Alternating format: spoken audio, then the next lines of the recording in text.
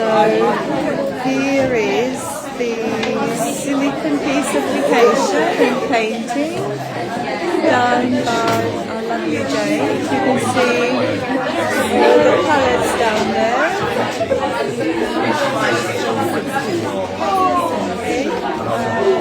The illustrator palettes. The effects illustrator after that with all the bruise and blood tones. Lovely, thank you. And then I'll be adjusting the colours of other colours from these as I go along. And then you can see the piece without being painted. So just like on, I've got a bit of warmth going through them, so you get a bit of blood tone warming them up. So now I'm going to go into the olive adjuster to create a slight skin tone, a bit of brown going in through it. So, and then I'll do my colour. Then probably come back and adjust the skin tone a little bit more, and then see how we go. Okay, we'll come back to see. Thank you, Alfie, for modelling. And over here, we've got more. Like I've got it in period makeup before, and it's just you don't really get a look at it. Are they coming? Yeah. One time I went out, I had like. So guys, if I could just come slightly closer. Sorry, I'm just doing live. So this is our lovely Abby. Oh my gosh, look at that here. Wow, look at that. You can hear extra well now. Yes, and supersonic hearing. So our lovely Grace is on the Karen Coleman course, and Abby is rejoining us on Monday, having done the prosthetics on the previous course. And if anyone looked up the pieces that we posted last night with their final work, there'll be part 2 as well coming very soon. So they were amazing, absolutely amazing. And there's some glues on there, trellises and palettes that Abby will be using.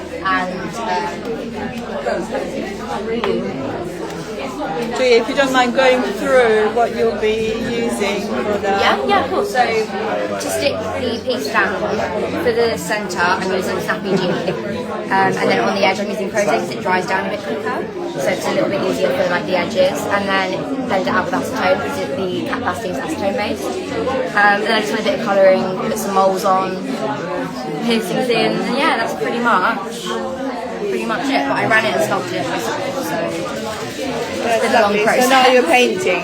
I'm using alcohol palettes, so I'm using the Illustrated Complexion mainly, and I've used a bit of the Christine Blundell palette one as well. That's amazing, thank you very much. Favorite palettes. Okay guys, we'll come back to see. So there's quite a few people here, as you can see. And I'm going back to Stuart Bray again. We're filming, there's more people coming in. So you can see the amazing Stuart Bray doing his magic here. On our lovely Flo, who will be modelling for us next week as well for the texture hair course.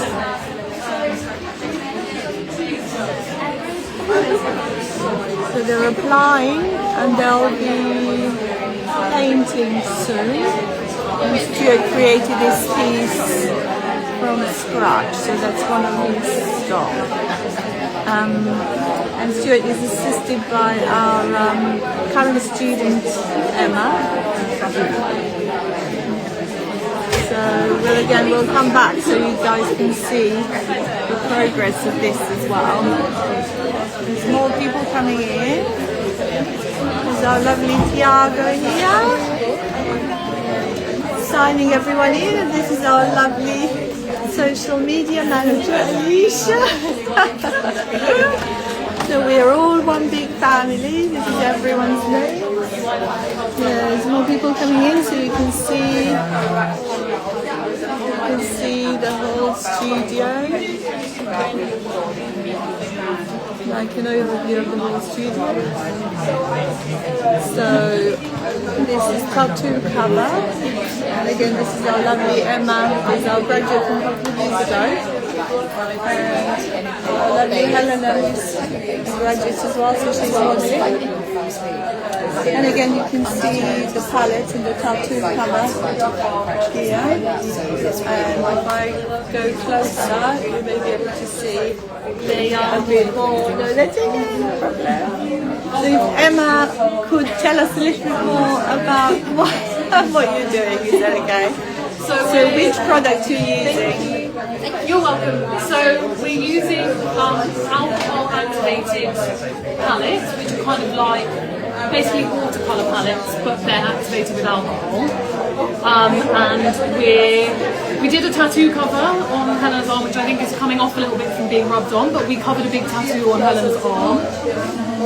And then we're doing some kind of character tattoos, I guess. I think she's maybe a pirate. Yeah, this one was a little transfer, but it sort of went a little bit wrong, so we're filling it in, you know, we're making it work. That's nice. So many guys is in Helena. But yeah, so we were talking as well with these guys about the fact tattoos is like a really big topic. Yeah. Cool. It kind of is special effects. It's also what you need to know, just like basics wise. You have to cover basically all tattoos. So tell us a bit more about the palettes. So which ones? We've got, so these are your kind of like very basic palettes, and in this we use these two for kind of colour correction. So when you're covering a tattoo, you want to knock out, you can see I've got like blue tones in the tattoo, you want to knock out the blue tones in the tattoo, which you do with like a reddy corally colour.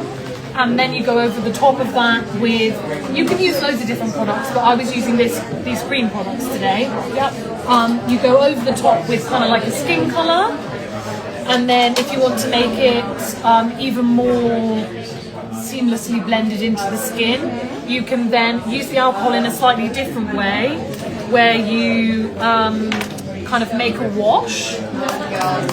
So you water it down a lot, just like with watercolours. Like this is the same kind of theory as if you were using watercolours. Yeah. And then you can, I'll flick it. Yeah, let's flick it over here, shall we? You can then flick onto the skin. So those brushes are good for flicking? Yeah, this is a specific flicking brush. So they're usually longer. It's like a dense bristle, and you cut it down. And the length of the bristle helps to influence the amount of product that comes off the bristle. Like if you have a long bristle, you get big splatters. Yeah. So you might use a long bristle brush if you were doing like mud splatters or blood splatters. But because we're trying to get a really fine, lovely wash, you'd use a brush with shorter bristles, and you're kind of flicking like this. This is a bit of a side effect. You get a finger covered in paint. But that's how we kind of got this like coverage. Yeah. I mean, yeah. Thank you very much, Emma. Thank you, guys. Okay, so going back to hi guys. Did anyone offer you coffee or tea? You sure? So there's more people coming in. Again, there's still great progress over there. I'll try and get a bit closer. Do you mind me just getting slightly closer, sorry. Just for the live. But what happens is all the little air bubbles, they group together and become like a society. And then they become like the super bubble. That's kind of So we are looking at the piece being glued, and then you're painting it now. We will be shortly, still getting rid of our edges and a few air bubbles, but it's good to have these because these are a persistent problem with silicone pieces, especially the larger the piece, the more surface area you've got to be responsible for. Okay. But, yeah, okay. Lovely. So I'll get that once the painting starts. So you can see the rest of the studio. So there's 16 stations in this studio, and on our 4-month course we usually have an average of 10 or 12. So there's more things happening down here. You can have a look at some lovely wigs that we did recently. So this is our period wig course, and There's the curtain as well, so finger waves. And this one was done by one of the students on the current course. And here we have some bruises being done, and one of the open day is being a model. So our lovely Simone, who's our graduate of the tutor, she is doing, is that bruising, Sim? Or the scab? Okay. Do you mind talking us through the products you're using or what you're doing? What I've done so far, we've used some skin illustrator palette, rose adjuster for front of the injury. We followed that with, I'm not asking you to use. We followed that with some latex and collodion to get an indentation, and then we've just coloured it with a little bit of blood tone inside, and now we're going to build it up. That's amazing. So you've seen a couple of things being done. So we've got 5 stations in total, and again you can have a look from this angle, and the studio, like the whole studio. And there's our lovely graduates from a couple of years ago. So nice to see everyone. They're all wiggies, all amazing wiggies. Oh yeah, you do. Yeah, you do. You have to, do you? Wow, it's amazing. Okay, so going back.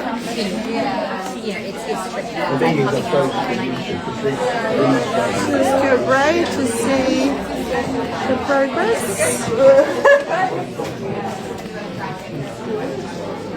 Okay, there we go again. Stippling something of it, just extends the effect when you get stop and the skin begin. So if you can stipple something over both pieces of the skin, so you extend the area of the face, and also helps the skin move in a way where there isn't too much.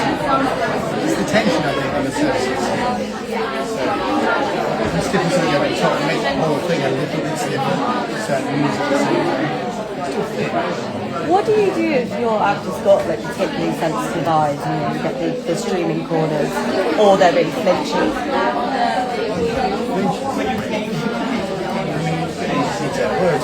You get paid 20 grand a day. Yeah.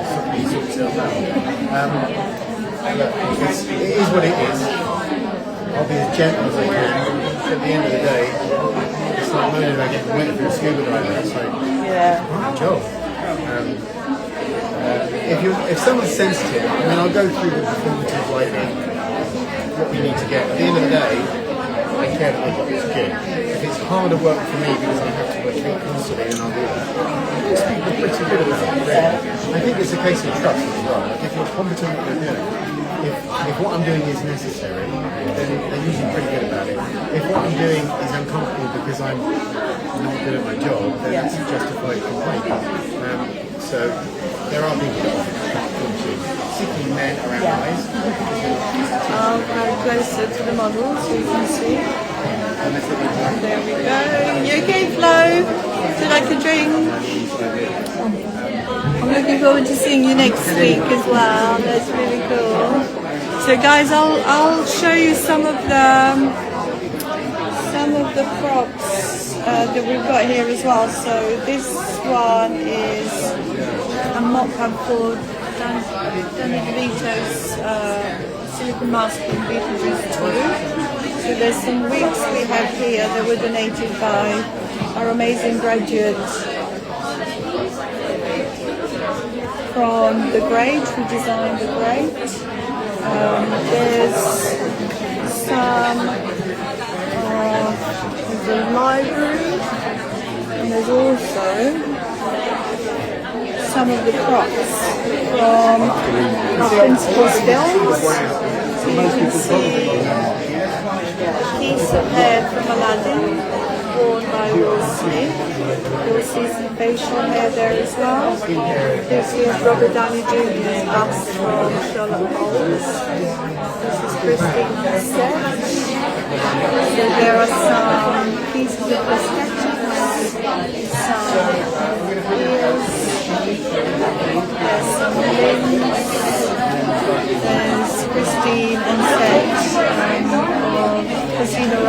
on film with Daniel Craig. There's some toupees, tea down there, some other prosthetics as well. So this is all from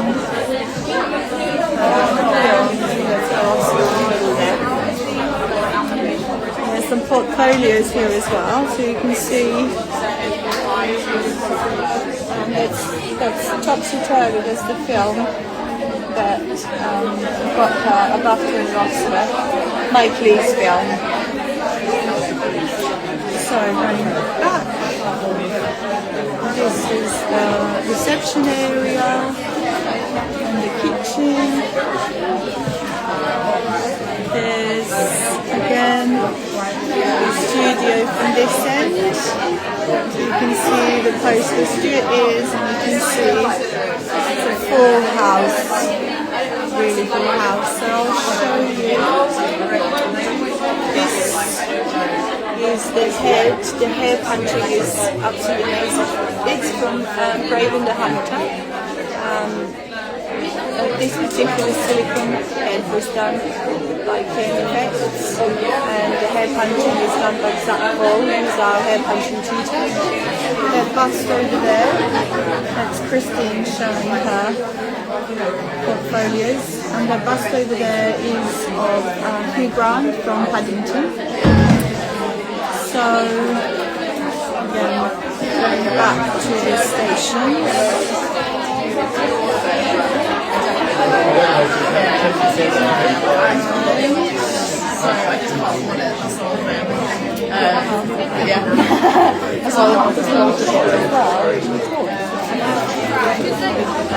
So I